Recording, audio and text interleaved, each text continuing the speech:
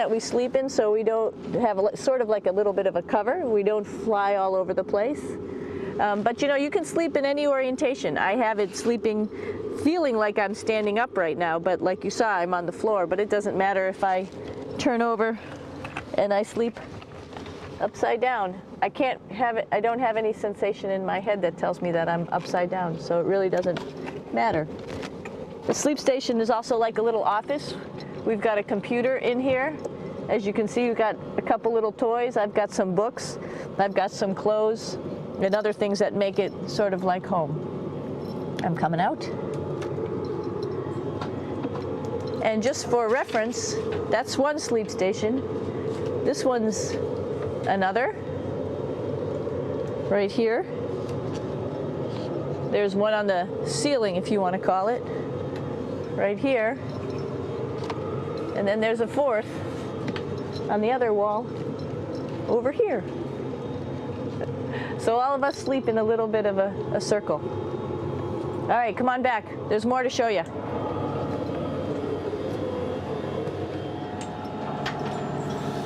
I know that there's some questions about how to use the bathroom and how do you actually live in space like normal, like at home. I mentioned real quickly about getting up in the morning and brushing your teeth and washing your face. Well, how do you do that? Well, here is the bathroom, essentially. You get up in the morning and we have a little kit, and it has all the essential things that you need, like your toothbrush and toothpaste and brush. See how much better the brush makes my hair look?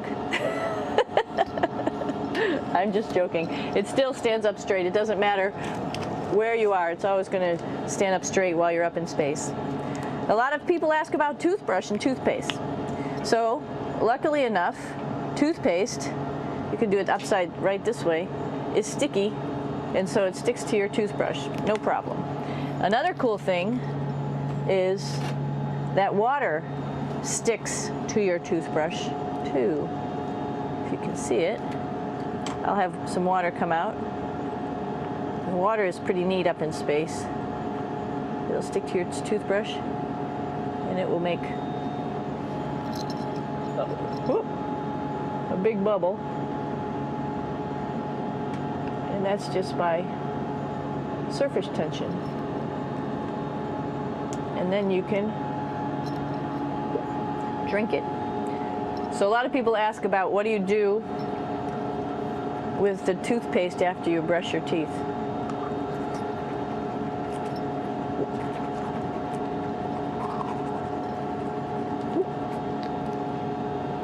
Two options. Swallow it, and it's sort of like mouthwash, but it tastes a little gross. Or you can just spit it out in a paper towel, and then you don't have to worry about it. Swallowing thing I wouldn't recommend at home. I'm only up here for 4 months, so it's not that bad. One of the most pressing questions about living in space, of course, is the bathroom. So let's take a look at that little piece of work. Come on in.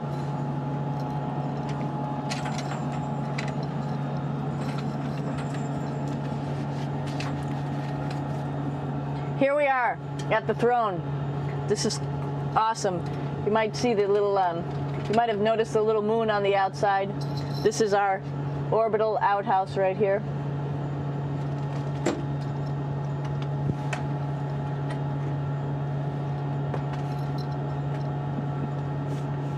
And of course, it serves for two functions. Number 2, right here. I'll show you. But you see it's pretty small, so you have to have pretty good aim, and you be ready to make sure things get let go the right direction. And it smells a little bit, so I'm closing it up. And that's, of course, for number 2. And this guy right here is for number 1.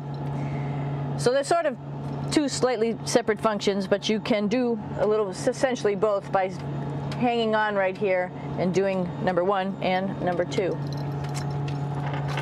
I might add it's color coded, so you really don't get it mixed up, which is nice. This is yellows for number 1.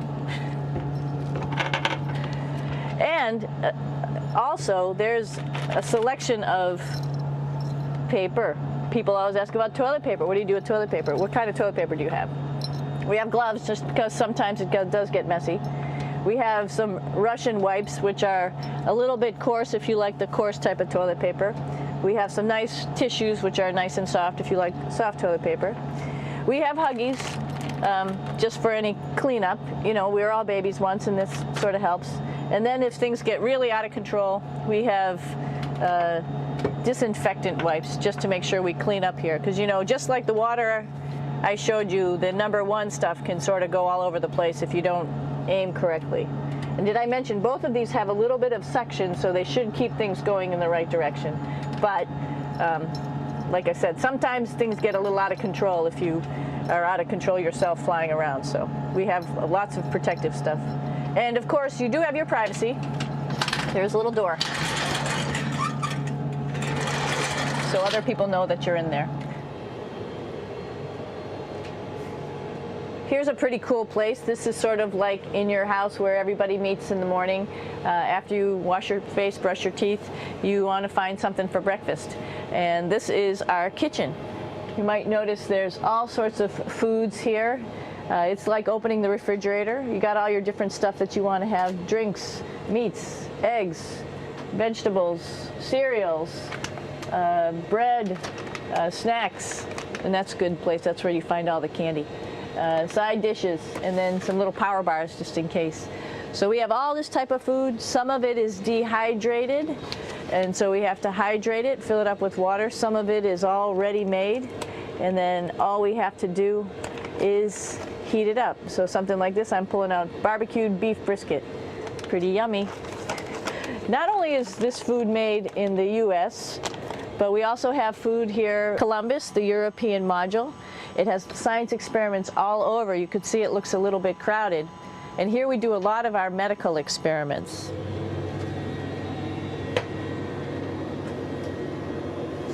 Here we are in the US laboratory. Again, this is a laboratory with science experiments on all of the walls here, all sorts of stuff that we do. And one of the things we also do is we exercise. We have some exercise equipment on board the space station. We need to do that because we lose bone density and muscle mass while we're up here, and that's a result of not having to fight against gravity. So how we keep ourselves in shape are with a bike, a little bit. So to prevent that, the machines bounce around a little bit, move around a little bit, and that way we don't put any forces onto the structure of the spacecraft out to the solar rays. All right, a little farther on. Come on.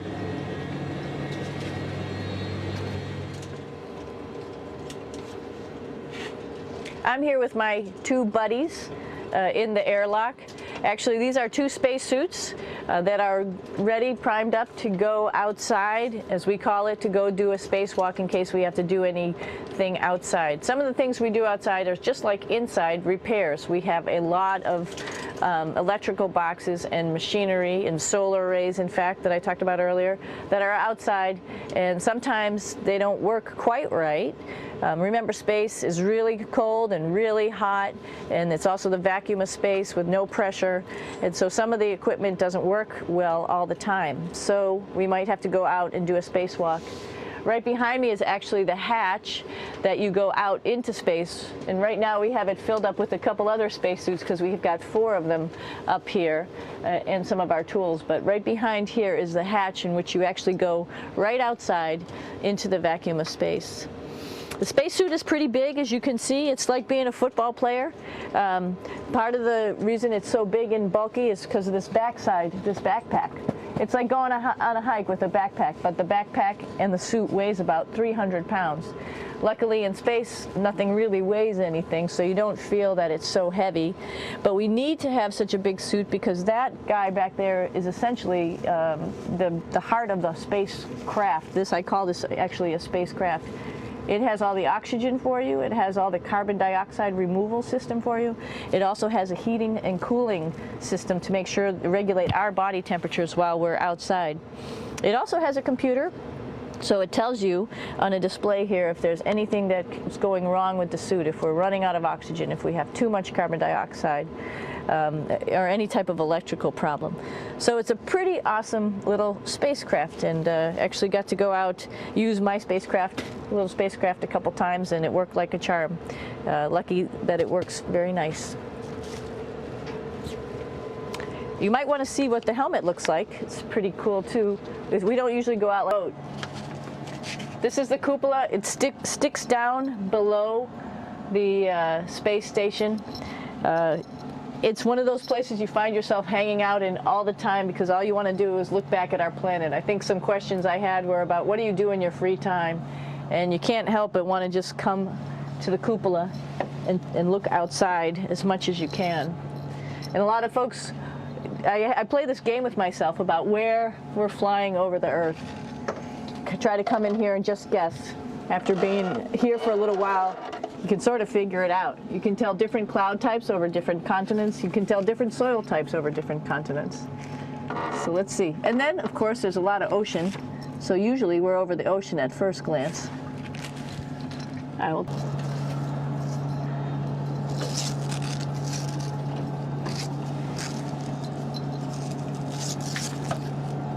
Hold on. Show you how this works.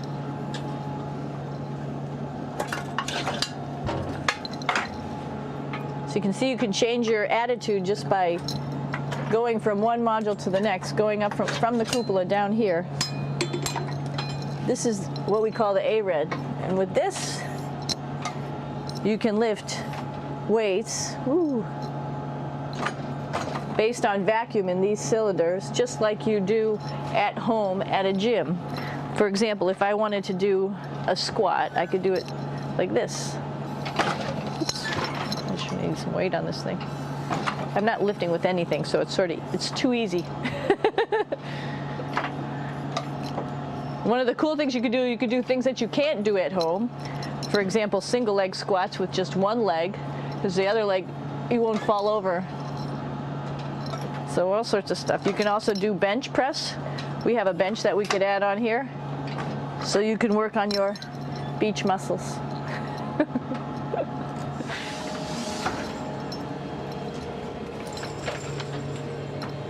If you want, you can go jump into the hole. I'm coming down. Woo!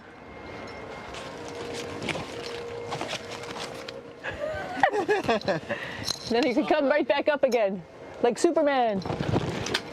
Woo!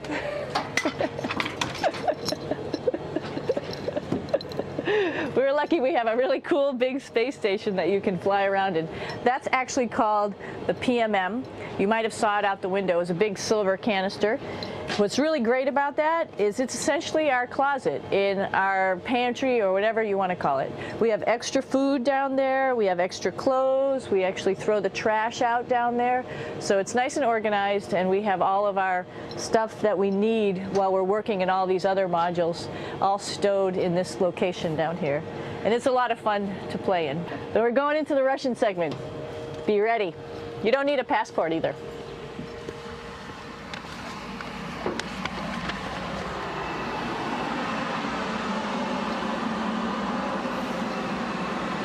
It goes a lot farther back than this.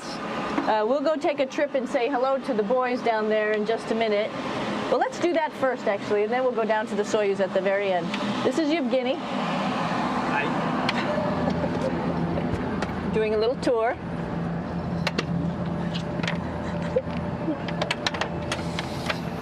This is the FGB, and what's cool about this module, it is actually the very first piece of the space station that came up in 1998. The space station has been around for about now, manned for 12 years, but it's been up in space for about 14 years. And this was the very first. It is like the Russians' PMM. It has a lot of storage, as you can see.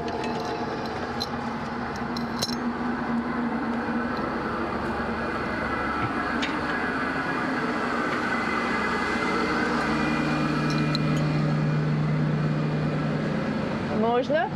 Снимаем. Чуть-чуть. So here we are in the heart of the space station, really. This is the service module. This is the central post. In case we had any problems, I know a couple of the questions were about what type of things do you have to worry about. And some of the things we have to worry about in space are fire. If we had a fire, if we had a depressurization, like we were hit by a micrometeorite and it made up here, which is really cool because 6 of us going to one bathroom is really tough. And so there's one bathroom here and one bathroom on the other side where I showed you. And you can probably see on the wall behind Oleg and Yuri some of the heroes of the space program. Korolev, Sergei Korolev, who was a chief designer of putting men into space, and of course on the right-hand side, Yuri Gagarin, the first man to go into space. So just reminds us of our roots. Yuri, what are you doing? Что делать? Making coffee. Oh. Black coffee. Yeah. Looks good. Okay. Спасибо. We're going to check out our Soyuz real quick. Make sure it's ready to go. All right, back to the Soyuz.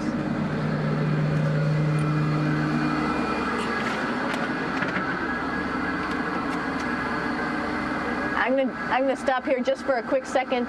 You can see on the Russian spacecraft there's also other modules that stick out, down, and above.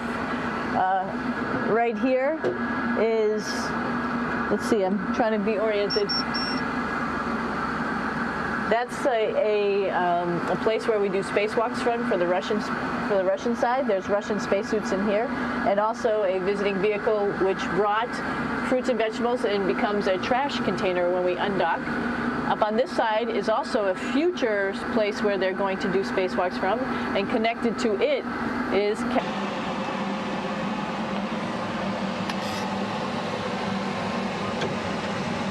coming down.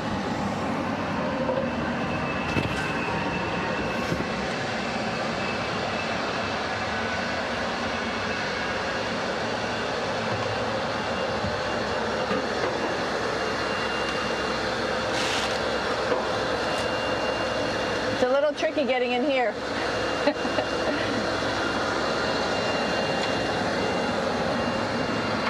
This is the docking probe right here, this big thing.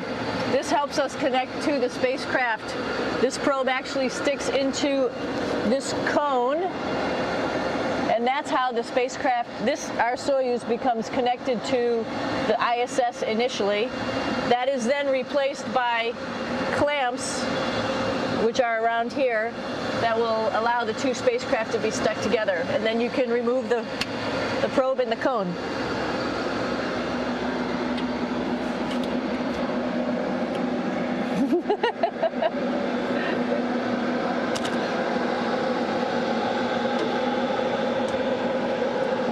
You okay? All right, so here we are in the Soyuz. This is what we call the BEO, the living compartment, Bitovoy Otsek in Russian. It also has a little bathroom. It's not as good as the other bathrooms, so we try not to use it too much. It has drinking water in it if we need something to drink. And then, of course, it's filled up with a lot of cargo for us.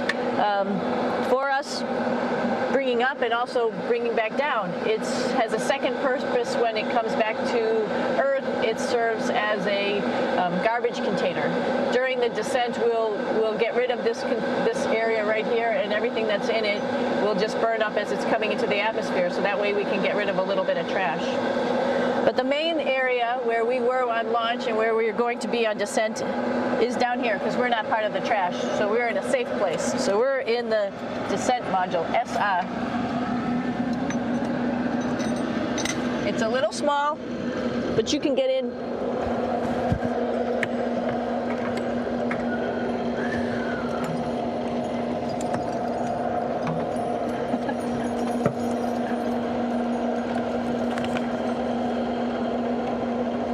Not sure how well you could see in here.